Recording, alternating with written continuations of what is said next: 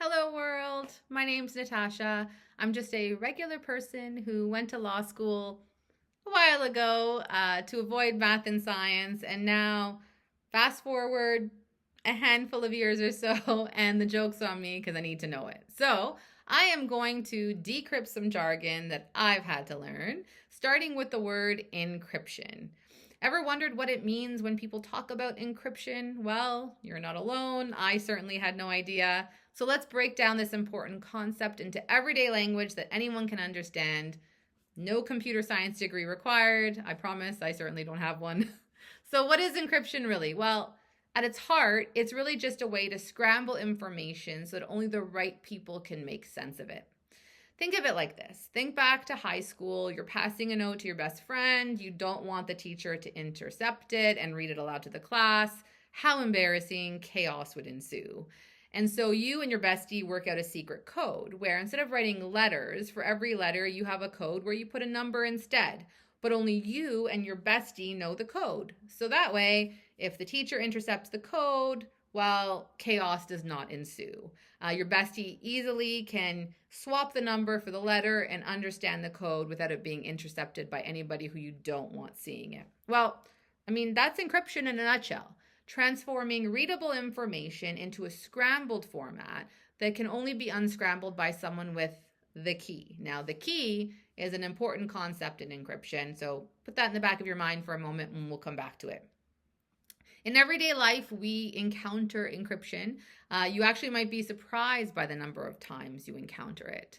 So think about when you are Googling something and you come upon a website and you see a fancy lock icon in your browser address bar. Well, that means that the website is encrypted. It means that nobody between you and the, neighbor at your coffee shop who's sharing the same Wi-Fi signal can spy on what you're doing. When you use messaging apps like WhatsApp or Signal or iMessage or any app where end-to-end encryption is offered, well, your messages are scrambled so that only you at one end and your recipient at the other can actually see the content of your message. Not even the company running the service can see your message. When you use online banking or enter credit card information to make that all-important shoe purchase, encryption protects your financial information as it travels across the internet. And when you unlock your smartphone with your fingerprint or your face, which I do probably 85 times a day, encryption is helping to secure the data stored on your phone. So how does it work without the math?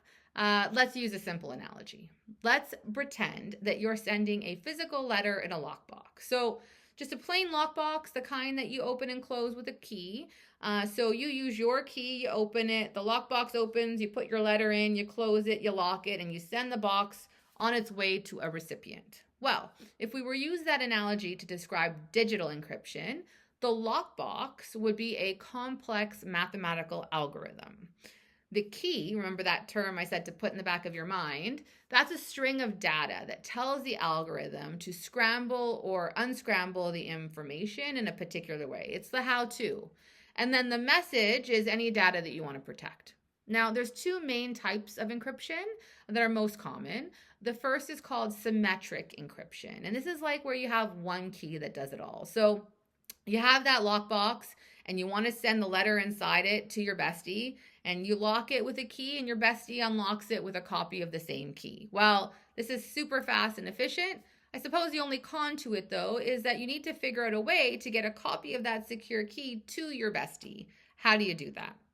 The second kind of encryption is called asymmetric encryption, and this is like a fancy key pairing system. So it's a clever mathematical approach where instead of having the same two keys, you have this two mathematically related keys. So you have a public key that you can share with anyone, and then you have a private key that you keep secret. Now, something locked with a public key can only be unlocked with the mathematically related private key. So think of it like a special mailbox. So you have the public end where anyone can drop letters inside, but that private, mathematically related end where only your secret key can open it to get the letters out. This matters. Encryption matters, not just for spies or tech companies, but for you, because it keeps your private communications private. It protects your financial information when you're shopping online.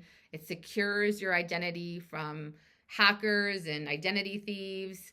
And so when you are in your digital life, you're going to want to make sure you look for that lock icon in your browser before entering sensitive information. That icon will tell you, remember, that your connection is encrypted. You want to use messaging apps with end-to-end encryption for private conversations. So things like Signal or iMessage or WhatsApp. You want to create strong, unique passwords. I use a password manager to do this so that I have a strong, unique password for all of my accounts.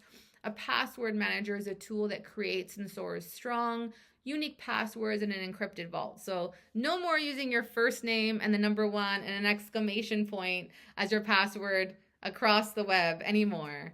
Enable your device encryption as well. So check out how to turn on device encryption on your smartphone. Your digital life will thank you. So the bottom line is that encryption, it's not magic. It's practical technology that works tirelessly behind the scenes to protect your digital life. You don't need to understand the complex math to benefit from it or to make smart choices about it. Disclaimer, I don't understand the math. But the next time you hear about encryption in the news or at a party, you can feel confident knowing what it means and why it matters to you every day and to your everyday online security. So, what other tech concepts, what other jargon in legal or tech would you like decrypted into plain language? Just let me know in the comments.